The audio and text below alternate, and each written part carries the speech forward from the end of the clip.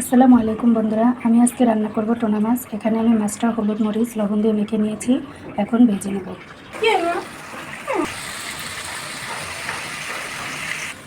বন্ধুরা, মাছ ভাজি হয়ে গেছে, এখন রান্না করে নেব।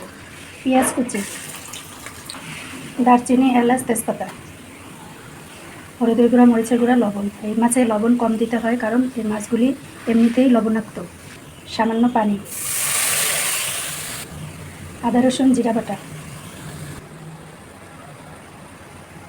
মশলা কষানো হয়ে গেছে, দিয়ে দেবো ভেজে রাখা মাছ। দিয়ে দিচ্ছি টমেটো, দিয়ে দিচ্ছি গরম পানি।